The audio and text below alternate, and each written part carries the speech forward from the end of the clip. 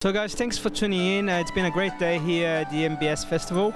We stand now with Yogesh and we're talking about the power of the mind. Over the last I would say a couple of years actually now, I've been learning about prosperity, abundance, the mindset that we have and how we can change that to better ourselves and to help the universe to be a better place. Give us a bit of a run how having control of our minds can help us to be a better person. I started learning about mindset roughly 3 years ago and realized that it's so important to focus on mind. Whatever you can put your mind to, you're going to achieve it. What Bob Proctor talks about, my mentor talks about, is programming and reprogramming.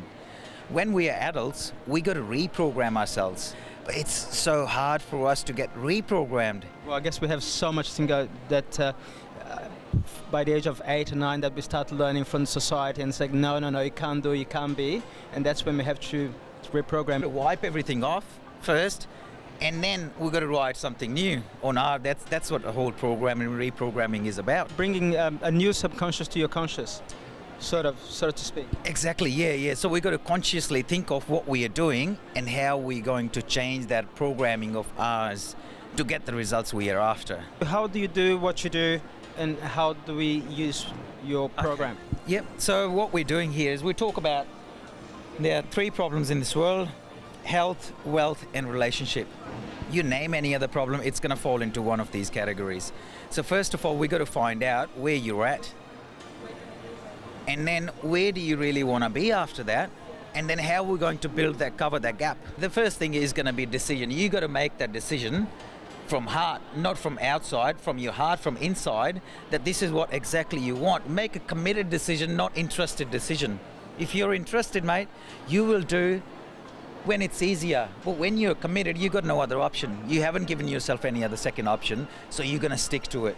So that's what we need, is committed decision. That's very good words. Committed decision and passion. I think that like important things to achieve your goals. The thing is, health and relationship is not going to be there if you don't even have money to put the food on the table. That's when you can start focusing on the other things as well. So let's. I think that's actually the misconception about money and prosperity and abundance, because people think of prosperity and abundance as money, and that has nothing to do with that. Sometimes the mindset of lack allow us to think, like we were talking before, you open the fridge, your fridge is full of food, there's nothing to eat.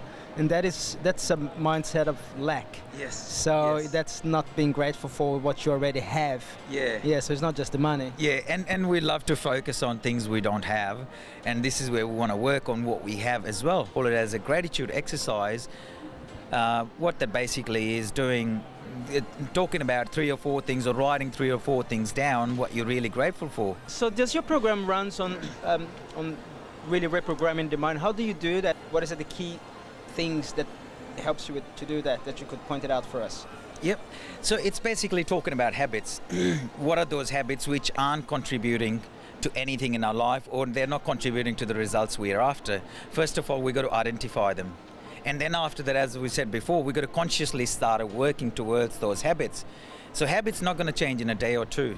It's going to literally change. It take months. We focus on one thing at a time, which habit we want to change, and then start changing that.